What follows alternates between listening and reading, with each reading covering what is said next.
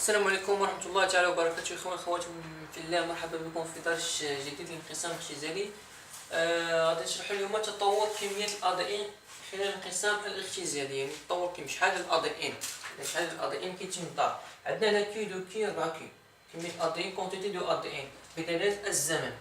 إذا شنو عندنا هنا؟ أول مرحلة كتسبق في التطور ديال الأدائين في الخلية، وهي مرحلة السكون دائما، لا في انقسام غير مباشر لا انقسام اختزالي.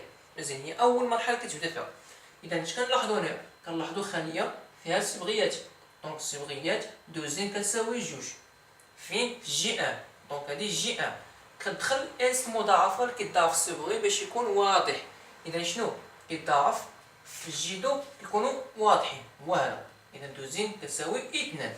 علاش اثنان؟ حيتاش هادو الصبغيات الزوج كوبل، هذا خو، هذا كيشبه ليه يعني خوت. اذا غتكون دوزين كتساوي جوج. لو كان هذا ماشي خو ما كيشبهش ليه، راه غتكون ان كتساوي جوج. صافي مزيان. اذا غيدخل عاوتاني لينا الانقسام الاختزالي، الانقسام منصف. اول انقسام هو منصف. اذا تلف لك واش كيسبق منصف ولا تعادلي، انت طيح لك في عقلك منصف يعني شي حاجه كتنقسم. اذا الخليه غتنقسم لاثنين، اذا منصف، اذا هي باش تبدا بها منصف. اشنو كنلاحظوا كميه الادين كتبقى ثابته. فاش؟ في المرحله التمهيديه الاولى والاستوائيه الاولى كنلاحظوا كنخفض كميه الادين، كينخفض في الاستوائيه واحد وفي النهائيه واحد، اللي كنحصلوا في الاخير على جوج خليتين بنتين وحاديه الصيغه الصبغيه ان كتساوي واحد. مزيان. فالتعادلي كندخلوا دابا الانقسام التعادلي. اشنو كنشوفوا في المرحله جوج تمهيديه جوج؟ كنلاحظوا ان دوكي يعني كينخفض كميه ديال الادين، كانت هي في 4 اذا كينخفض. مزيان. اذا دوكي في دوكي، اذا هنا في المرحله التمهيديه جوج كيبقى ثبات في دوكي كميه الادين، وفي الاستوائيه دونك في الاستوائيه جوج حتى هي كتبقى كميه الادين ثابته في دوكي حتى كينخفض الكي، يعني كي فردي. دونك في الاخير غنحسبوها صبيغي. اذا عفوا في المرحله سميتو عندنا التمهيديه الاستوائيه والانفصاليه. اذا كاين فاصل انفصاليه جوج، عاد النهائيه اللي كنحصلوا فيها 4 خليات وحاديه الصيغه الصبغيه اللي هي ان كتساوي واحد.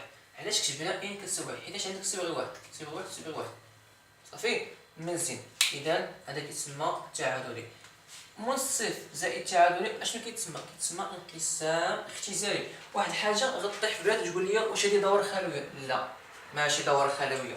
الدوره الخلويه كتكون فقط في انقسام الغير مباشر. عندك تشوف مرحله السكون والتلي زائد الانقسام الاختزالي هي دوره خلويه. لا، خطا. الدوره الخلويه كتكون فقط عن الانقسام الغير المباشر. اذا بالنسبه ديك الهضره اللي قلت انايا غادي نكتبها لكم ان شاء الله في الصفحه ديالي ديال مول از في تي، الصفحه مول از في تي بوهدي. غادي نحط لكم هذا الشكل مرسوم وغادي نكتب لكم التعليق عليه، يعني داك الشيء اللي غادي تحتاجو ان شاء الله. اذا غادي نشرح لكم شنو هو دور الانقسام الاختزالي والانقسام في تعاقب الاجيال. الدور كل واحد الدور ديالو. اذا الانقسام الاختزالي اشنو كيقوم باختزال خليه ام دوزين الى خليتين بنتين وحديد الصيغه الصبغيه، يعني كيختزلها كينقسمها.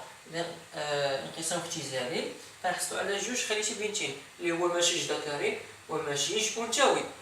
اشنو كيجي الدور اخر؟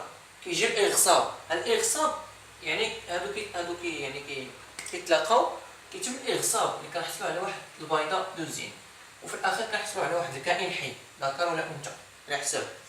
الاغصاب اشنو هو الدور؟ الاغصاب هو اعاده الصيغه الصبغيه دوزين، يعني كنرجع ديك الصيغه الصبغيه دوزين. مثلا انا عطيت واحد الشخص عطيتو 5 دراهم وقلت له رجعها ليا، هو رجع ليا 50 ريال. اذا شكون هذا؟ هذاك الشخص هو الانقسام الاختزالي.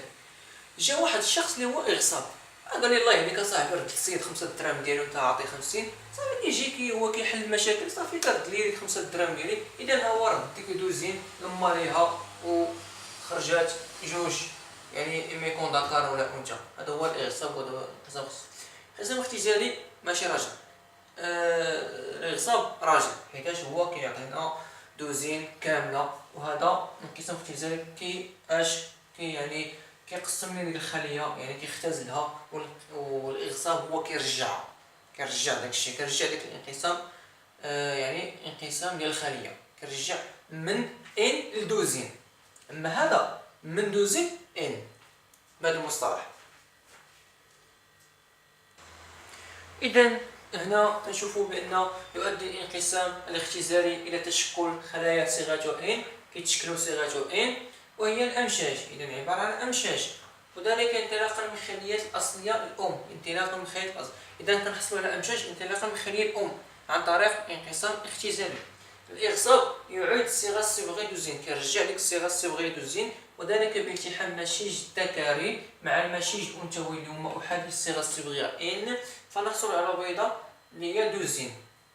اذا هذا هو الدرس ديالنا، وان شاء الله غادي نشرح لكم مازال ديال الضم الصبغي والبي الصبغي في الحلقه الجايه ان شاء الله.